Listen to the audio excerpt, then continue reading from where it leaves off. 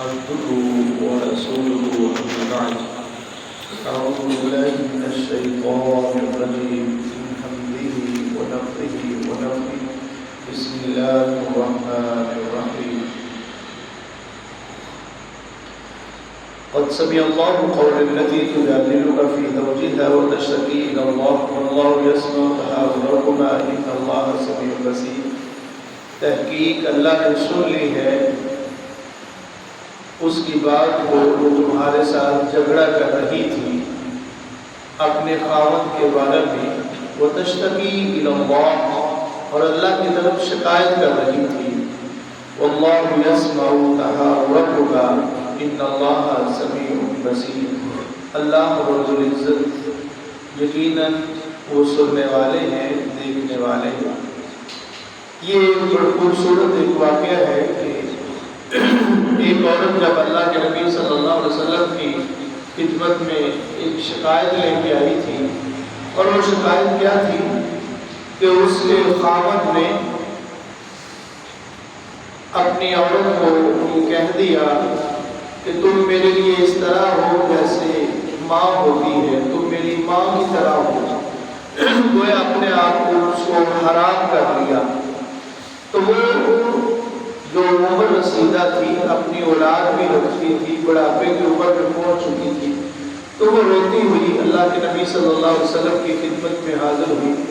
وتشتکی الی اللہ اور وہ خدا کی طرف یہ شکایت بھی کر رہی تھی. تو جادلوں کا وہ جھگڑا کر رہی تھی. جھگڑا اس بات پہ کر رہی تھی کہ کوئی اس کا حل نکالو. اب میں بڑھاپے کی عمر میں جو اولاد ہے, اب میں اولاد کو خاوند کے پاس چھوڑتی ہوں تو اس کو کوئی سنبھالنے والا نہیں ہے. اب میں اگر اپنے گھر جاتی ہوں تو مجھے کوئی سنبھالنے والا نہیں ہے. اب یہ قوم کون تھی؟ حضرت خولہ اور بنت سالبہ رضی اللہ تعالی عنہ. بعض اس کو خویلہ کہتے ہیں یا بعض خولہ, اور بعض نے کہا ہے کہ اس کا نام جمیلہ تھا, لیکن زیادہ مشہور حضرت خولہ بنت سالبہ ہے اور یہ اوس بن ثابت رضی اللہ تعالی عنہ کی بیوی تھی. تو اللہ رب العزت نے حضرت عائشہ رضی اللہ تعالیٰ عنہ فرماتی ہیں کہ جب یہ عورت ہمارے گھر آئی نا تو میں ایک کونے میں تھی, تو آ کر یہ اللہ کے نبی صلی اللہ علیہ وسلم سے سرگوشیاں کرنے لگی. تو مجھے نہیں پتا تھا یہ کیا کہہ رہی ہے. اب مجھے تو پتا چلا نہیں, لیکن اللہ نے اس قرآن کو نازل کر دیا کہ میں نے اس کی بات کو سن لیا ہے. قد سمع اللہ قول التي تجادلك في زوجها وتشتكي الى اللہ, کہ جو تم سے جھگڑا کر رہی تھی نا, پھر اللہ نے اس بات کو سن لیا ہے.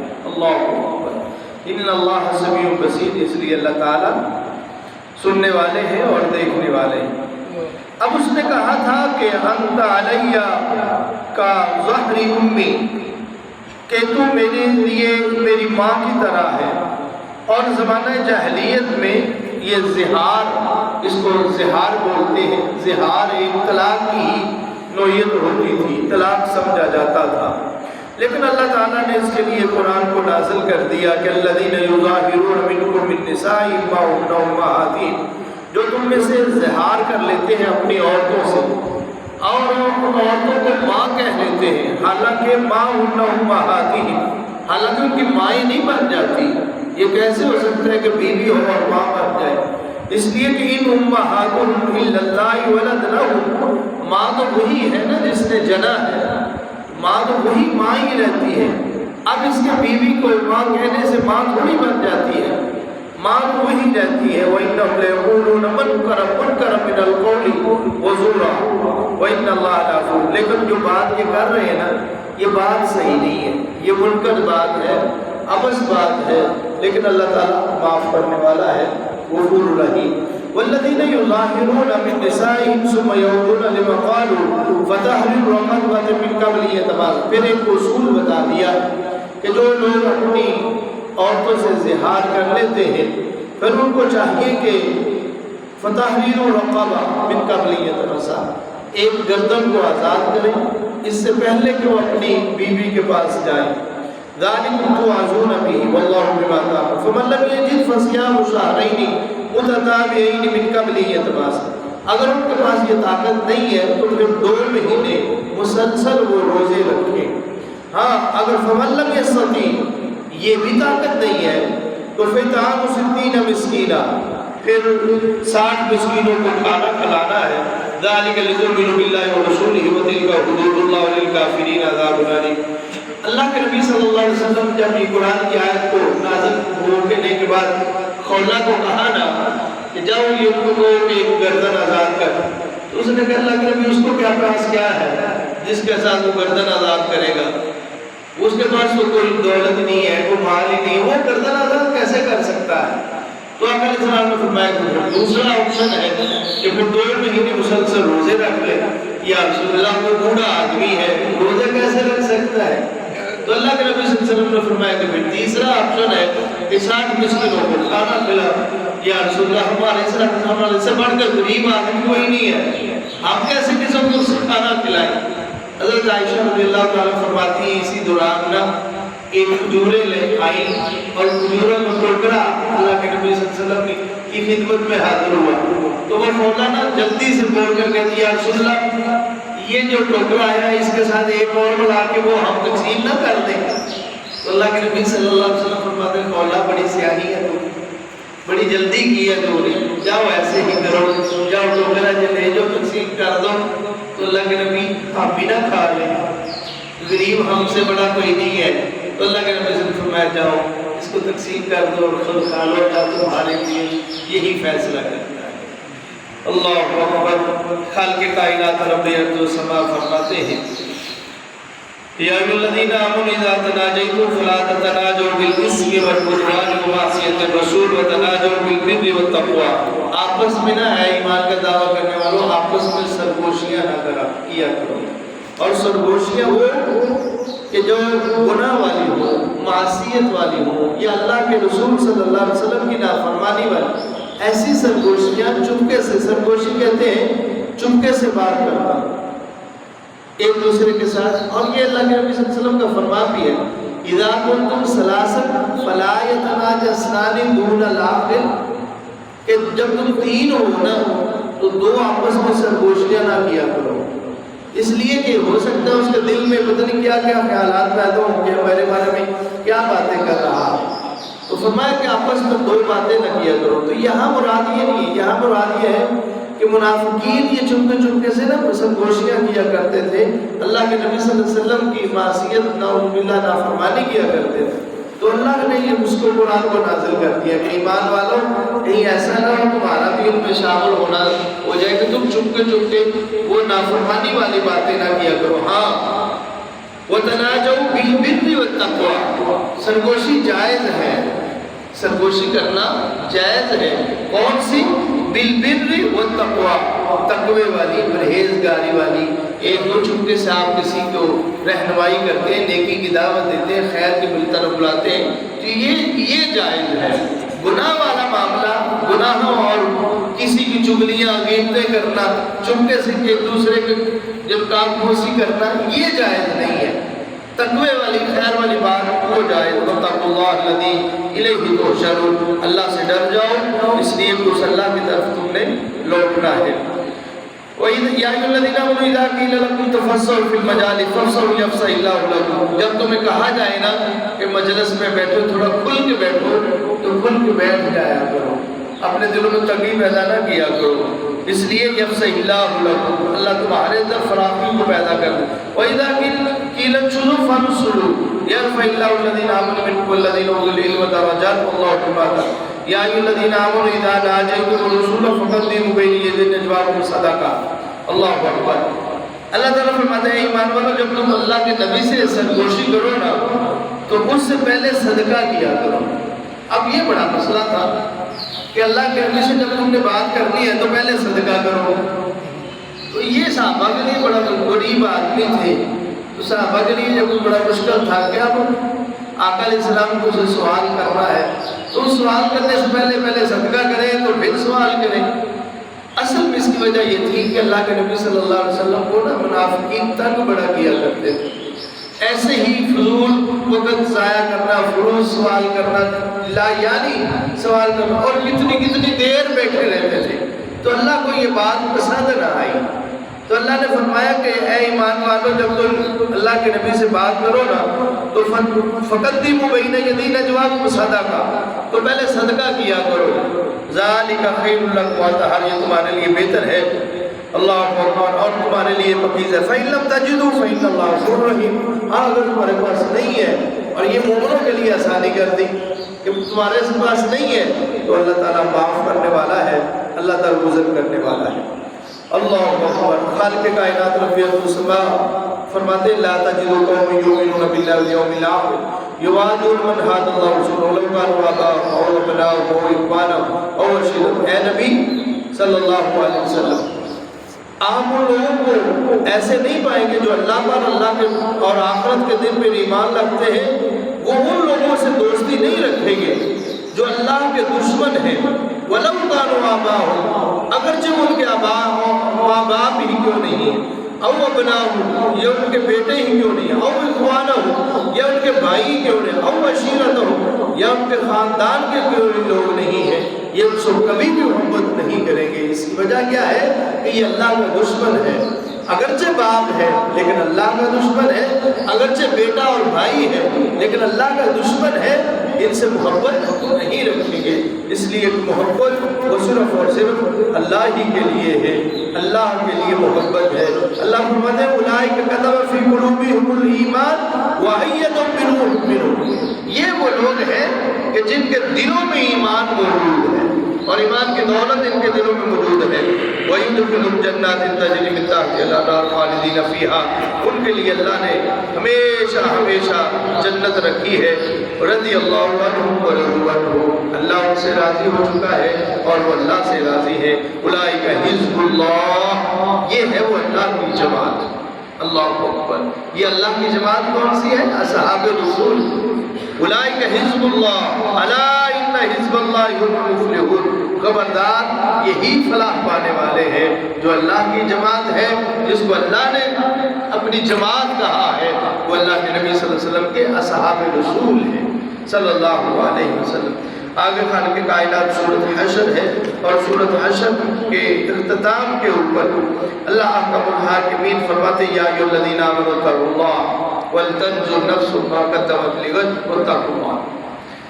اے ایمان کا دعویٰ کرنے والوں، اللہ سے ڈر جاؤ، ولتنظر، اور دیکھے، نفس، ہر جان یہ اپنا مشاہدہ کرے کہ ما قدمت لغد، کل کے لیے تم نے کیا جمع کیا ہے، کل کے لیے تم نے کیا بیچا ہے۔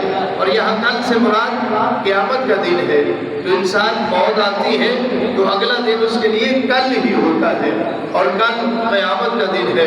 کہ لوگوں تم نے کہ کل قیامت کے لیے کیا تیار کر رکھا ہے۔ واتقوا اللہ، اللہ پھر فرماتے ہیں کہ اللہ سے ڈر جاؤ، ان اللہ خبیر بما تعملون، اس لیے کہ اللہ تعالیٰ خبر رکھنے والے ہیں جو تم کرتے ہو۔ آگے بڑے خوبصورت الفاظ ہیں کہ اللہ فرماتے ہیں لا یستوی اصحاب النار و اصحاب الجنہ، کہ جہنمی اور جنتی آپس میں برابر نہیں ہو سکتے۔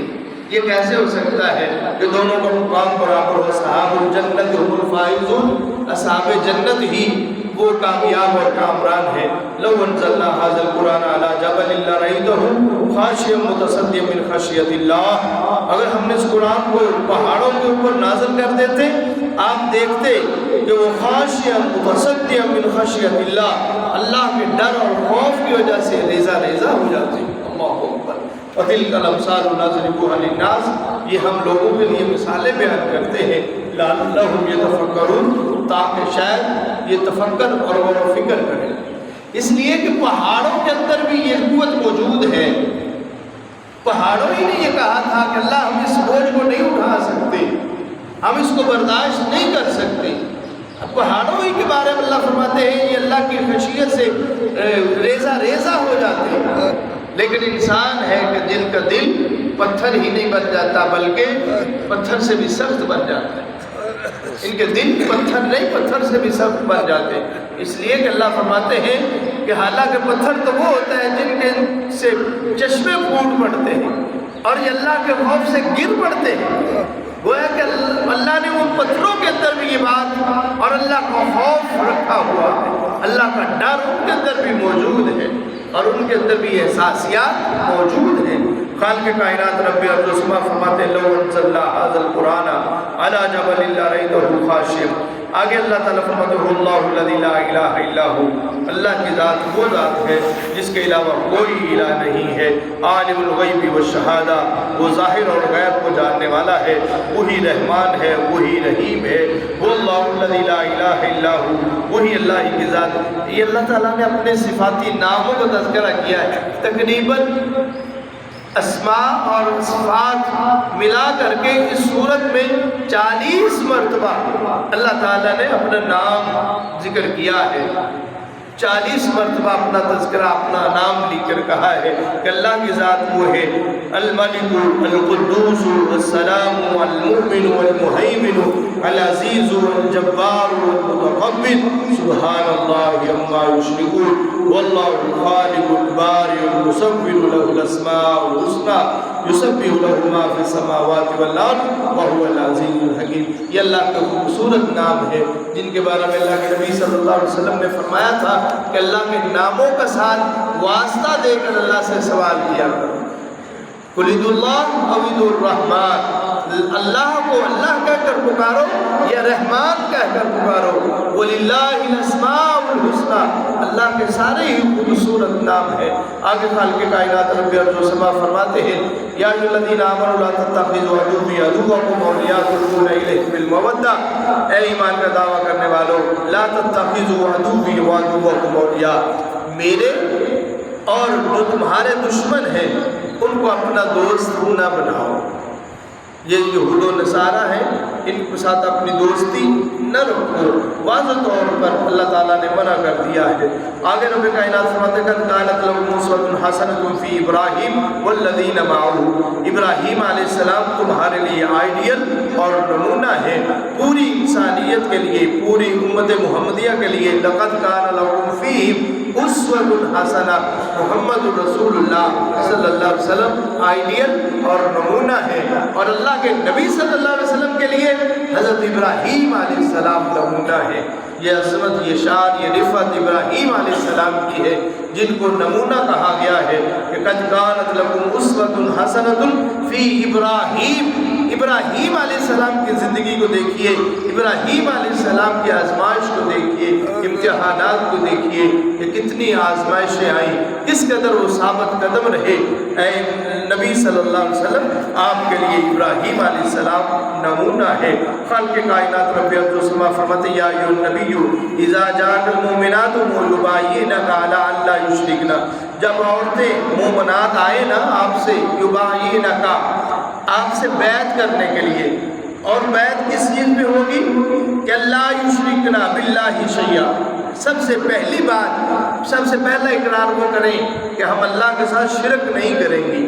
عورتیں بیعت کرنے کے لیے آئے، آپ ان سے بیعت لیں تو سب سے پہلی ان سے شرط یہ ہے کہ وہ عہد کریں کہ ہم اللہ کے ساتھ شرک نہیں کریں گے۔ ولا یسرقنا، وہ چوری نہیں کریں گی، ولا یزنینا، اور وہ زنا نہیں کریں گی، ولا یقتلن اولادہن، وہ اپنی اولاد کو قتل نہیں کریں گی، ولا یاتین ببہتان یفترین بین ایدیہن وارجلہن ولا یعصینک فی معروف فبایعن واستغفر اللہ۔ یہ ساری باتیں اگر ان سے عہد کرتے ہیں تو پھر آپ ان سے بیعت لیجیے۔ اور اللہ کے نبی صلی اللہ علیہ وسلم جب عورتوں سے بیعت لیتے تھے نا تو کبھی ہاتھ نہیں ملاتے تھے، بلکہ ان کے اس بات کے اوپر پردے میں رہ کر کے آپ کے پاس وہ عورت آتی اور آ کر ان باتوں کا اللہ کے نبی سوال پوچھتے اور وہ جواب دیتی تو آقا علیہ السلام فرماتے ٹھیک ہے تیری بیعت ہو چکی ہے۔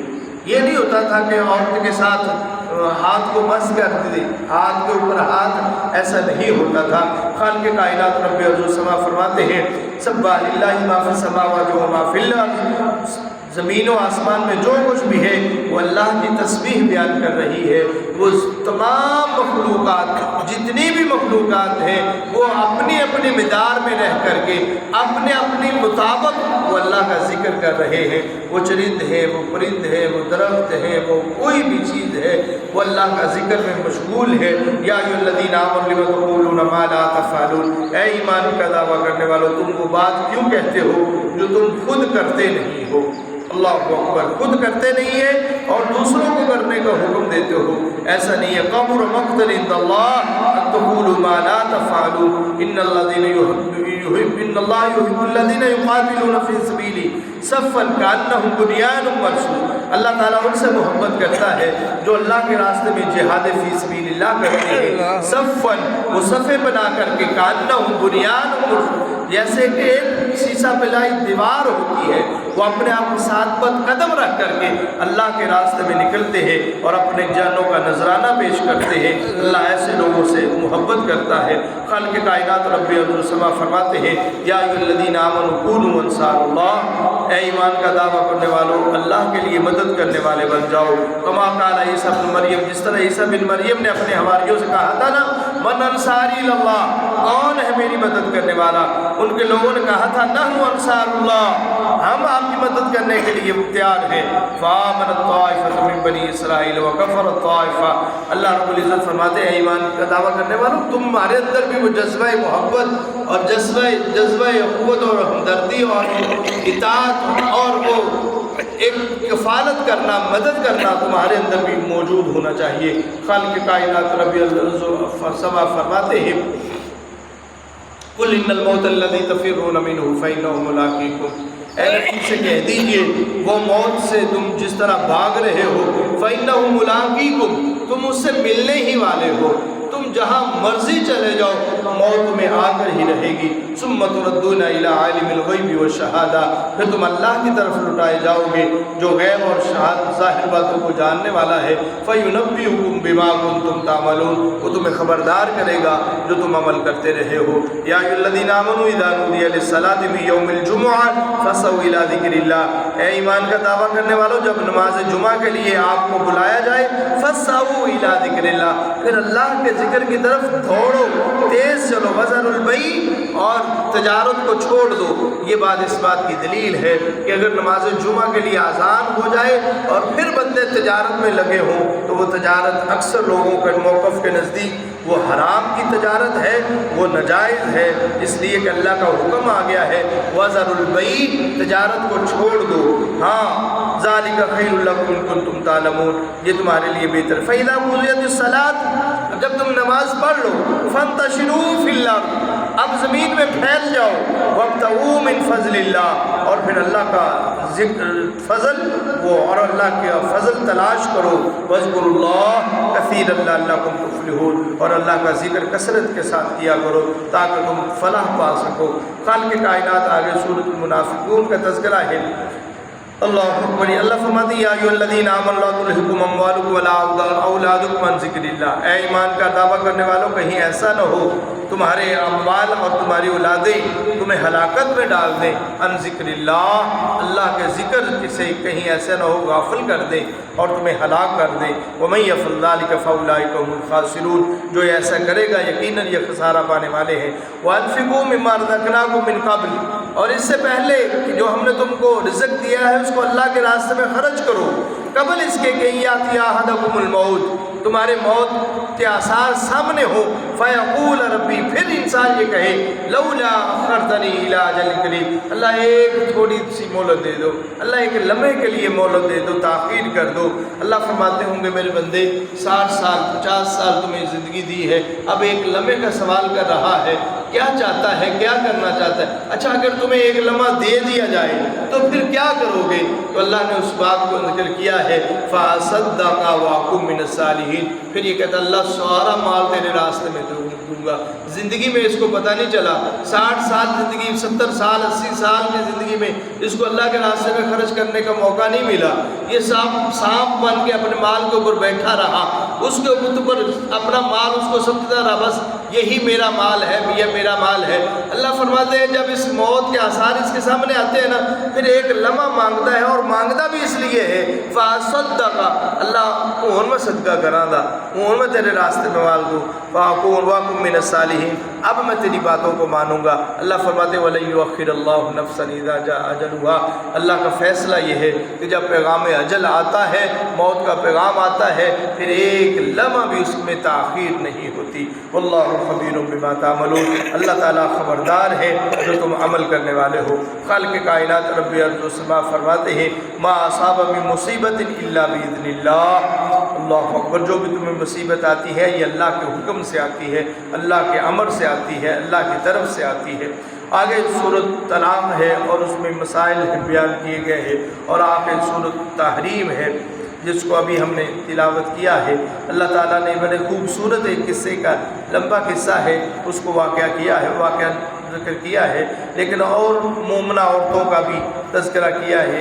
اس میں ایک خوبصورت بات جو ہے وہ یہ ہے کہ یا ایھا الذین آمنوا قوا انفسکم واہلیکم نارا، اے ایمان کا دعویٰ کرنے والو، اپنے آپ کو اور اپنے اہل و عیال کو، اپنی اولاد کو جہنم کی آگ سے بچا لو۔ اور جہنم کی آگ تو وہ ہے وقودھا الناس والحجارہ، جس کا ایندھن لوگ اور پتھر ہیں، علیہا ملائکۃ غلاظ شداد اللہ، اور اس کے محافظ جو ہے وہ اللہ کے مقرب ترین وہ فرشتے ہیں، لا یعصون اللہ ما امرہم یفعلون ما یؤمرون، وہ اللہ کی نافرمانی نہیں کرتے۔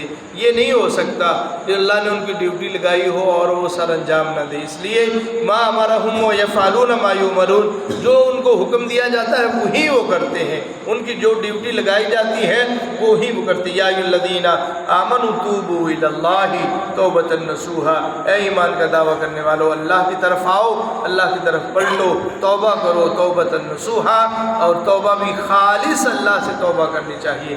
اس لیے عسیٰ ربکم ان یکفر عنکم سیئاتکم، قریب ہے اللہ تمہارے گناہوں کو معاف کر دے، ویدخلکم جنات تجری من تحتہا الانہار، اور قریب ہے اللہ اس توبہ کی برکت کی وجہ سے اللہ تمہیں جنتوں میں داخل کر دے جس کے نیچے سے نہریں چلتی ہیں۔ یوم لا یخزی اللہ النبی والذین آمنوا معہ نورہم یسعی بین ایدیہم وبایمانہم، پھر اس کل قیامت کے دن جب اللہ کی نور اور روشنی میں یہ چل رہے ہوں گے، پھر یہ اللہ سے دعا کریں گے، یقولون ربنا اتمم لنا نورنا واغفر لنا انک علی کل شیء قدیر، اے ہمارے رب ہمارے نور کو مکمل کر دے اور ہمیں معاف فرما دے، انک علی کل شیء قدیر، اس لیے کہ آپ ہی اس ہر چیز پہ قدرت کے مالک ہیں۔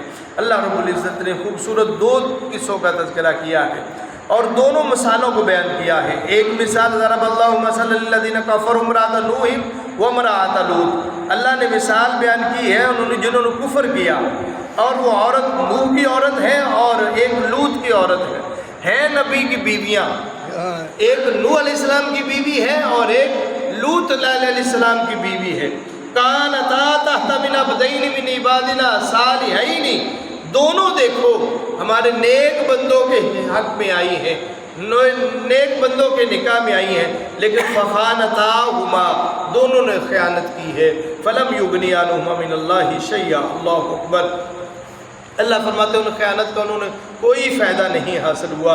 وقیل ادخلوا النار مع الداخلین، اللہ فرمائیں گے ہم ان کو حکم دیں گے کہ ان دونوں جہنمیوں میں تم بھی شمار، تمہارا بھی شمار ہے، تم جہنم میں داخل ہو جاؤ۔ اس کا مطلب یہ ہوا کہ کسی کا قرب مل جانا، کسی کے رشتہ داری میں آ جانا، کسی کے حق زوجیت میں آ جانا، یہ اعزاز کی کوئی بات نہیں ہے، یہ اس وقت ہے جب اس کی تابع داری کی جائے گی، اس کی بات کو مانا جائے گا، وگرنہ لخت جگر ہے، بیٹا ہے، عمل اچھے نہیں ہے تو اس کا بیٹا ہونا بھی کام نہیں آئے گا، باپ ہے، عمل اچھے نہیں ہے، بیٹا نبی ہے، اس کے باپ کا، نبی کا باپ ہونا بھی کسی کام نہیں آئے گا۔ لیکن خوبصورت تذکرہ کرتے ہوئے اللہ فرماتے ہیں وَضَرَبَ اللَّهُ مَثَلًا لِلَّذِينَ آمَنُوا امْرَأَتَ فِرْعَوْنَ، وہ فرعون کی بیوی کا تذکرہ کرتے ہوئے اذ قالت رب ابن لی عندک بیتا فی الجنہ ونجینی من فرعون وعملہ ونجینی من القوم الظالمین، جب اس نے کہا تھا اللہ اکبر، اللہ میرے لیے میرا جنت میں گھر بنا دو، ونجینی من فرعون وعملہ ونجینی، اللہ مجھے فرعون سے نجات عطا کر دے، اس نے بڑے میرے اوپر ظلم کیے ہیں اور ظلم کی داستان رقم کی ہے، اللہ آپ مجھے اس سے نجات عطا فرما۔ فرما. اور نجات سے پہلے اللہ نے اس کو گھر دکھا دیا. یہ میری بندی، یہ تیرا وہ جنت میں گھر ہے جس کا تو نے دعا کی ہے، اللہ نے تیری دعا کو قبول کر دیا. اللہ فرماتے ہیں وَمَرْيَمَ ابْنَتَ عِمْرَانَ الَّتِي أَحْسَنَتْ فَرْجَهَا فَنَفَخْنَا فِيهِ مِنْ رُوحِنَا وَصَدَّقَتْ بِكَلِمَاتِ رَبِّهَا وَكُتُبِهِ وَكَانَتْ مِنَ الْقَانِتِينَ. اللہ تعالیٰ دونوں خوبصورت قصوں کا بیان کرتا ہے. اللہ ان قصوں سے ہمیں عبرت حاصل کرنی، سبق حاصل کرنے کی توفیق عطا فرمائے.